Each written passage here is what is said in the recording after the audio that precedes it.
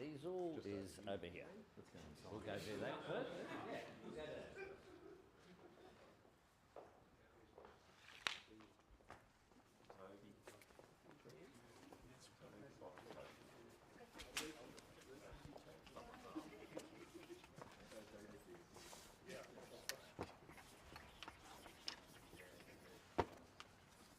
Thank you very much. History.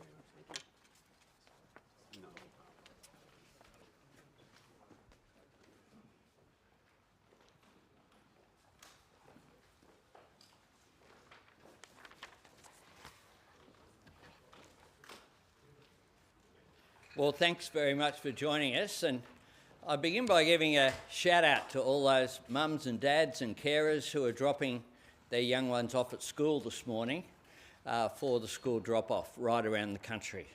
And indeed for them, but most importantly for the young Australians to come, this is a historic day. Today we reach the point for the first time in Australian history where every student, public and private, will be delivered the school funding that they deserve. The school resourcing standard that was identified by David Gonski more than a decade ago. By Queensland agreeing to sign up with the agreement put in today, will change lives because public education changes lives. Public education is what is accessible and available to all Australians. And from today, we can announce that every little Queenslander will have a better chance to reach their potential. Nothing is more important in the role of the Commonwealth and state and territory governments than delivering opportunity for young Australians. And it is education that opens the doors of opportunity, and today we are widening them.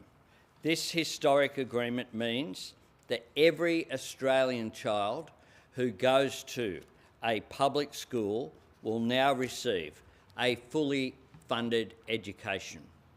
The private school students had reached the SRS standard previously, but what the agreements between the Commonwealth and our 8 state and territory governments have delivered is that every student, regardless of which school they go to, will receive this funding. This agreement with Queensland will deliver an estimated $2.8 billion in additional funding for Queensland public schools over the next decade. This represents the biggest ever investment in Queensland public schools by an Australian government ever. In Queensland, we expect this to support some 560,000 public school students. It isn't a blank cheque. This money is tied to real reforms like evidence-based teaching practices, phonics and numeracy checks, catch-up tutoring and more mental health support. Today's announcement contributes to an estimated $16.5 billion in additional Commonwealth funding to public schools across the nation from 2025-2026 for the decade ahead to 2034. It represents the biggest new investment in public schools by an Australian government ever. And I do want to thank Premier Crisafulli for the constructive engagement that we have had to deliver this agreement. Constructive engagement that's now reflected with agreements between every government right across this country, every state, every territory, combining with the Commonwealth. On election night in 2022, I spoke about education as being the key to widening those doors of opportunity. What my government is doing in early childhood education, now in school education, with our higher ed agreements and with free TAFE, is delivering across the board so that every child will have the opportunity to fulfil their potential. That's what aspiration is about. That's what people want for their young sons and daughters, and indeed the beneficiaries of this agreement today include, obviously, people who haven't been born yet. This is intergenerational reform that will make an incredible difference.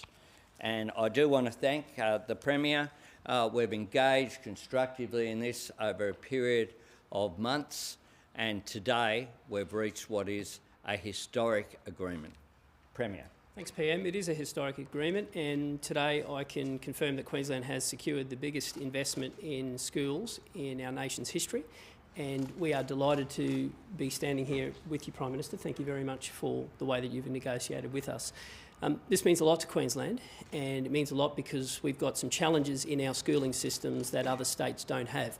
We are the most decentralised state. We've got a large portion of rural and regional and Indigenous schools.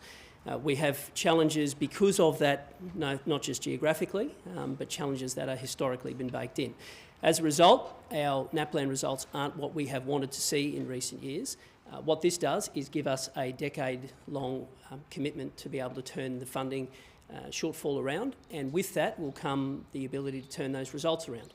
And what excites me about this deal is it's not just about a financial injection, it's also about making sure that we meet standards. It's also about making sure that we give every child the opportunity to be their best, and we want that. And we want them to be their best, whether they're in the capital or in the smallest of rural or remote schools. It's important that that money does flow. This is a 10-year deal that will see an immediate investment, but also will deliver long-term generational reform. That's important for Queensland, for what we want to achieve. We want to make sure that we have well-educated children who become great performing members of our state, and we've got a lot ahead as a state, and making sure that we could sign this education deal means a lot to us, and we are delighted with the agreement that's been struck, and we are determined to make sure that the education standards for Queensland kids continue on an upward trajectory, and with that comes the best for our state. Thanks very much. We'll hear from Jason and JP, and then we're happy to take questions. First, I want to thank the Prime Minister. This is real leadership in action. This is a Prime Minister who gets it and who knows how to get things done, who knows how to work with the states and work with different political parties. A Prime Minister who gets how important this is for our kids and for our future. I also want to thank you, Premier, for all of the work that we've done together to get this deal across the line, bringing forward of funding, just extraordinary, sir, and I take my hat off to you and to JP, absolute legend, mate. It's been wonderful working with you and looking forward to working with you in the future. This is the last piece in the puzzle. With the agreement that we've just signed, it means that every public school in the country will now be fully funded, and that has never, ever happened before. It should have, but it hasn't. Now it will be, and it'll change kids' lives. This is the biggest investment by the Commonwealth Government in public schools ever. As the Prime Minister said, it's worth about $16.5 billion over the next decade. But it's not a blank cheque. This money is tied to real and practical reforms to help children who fall behind to catch up and keep up, ultimately help more young people finish high school. It's bigger than that. It's about helping to make sure that every child gets a great start in life. It's what every mum and dad wants for their child. And it's what every Australian child deserves. You know, we know that a good education can change a life, and a good education system can change a country. If you think back to the 1980s, to the 1990s, when some of us were at school, the number of kids finishing high school skyrocketed. It went from about 40% of kids to almost 80%. That changed us as a country. Now, in the last 10 years, that percentage has gone backwards. It's dropped from about 83% to 73%, and that's happening in public schools. We've got to turn that around. Fundamentally, that's what this is all about, making sure that more young people finish school. It's more important today than it was when we were at school. You know, this is building Australia's future in action. This is real microeconomic reform. If we're going to build the country of our imagination, then we need people to build it.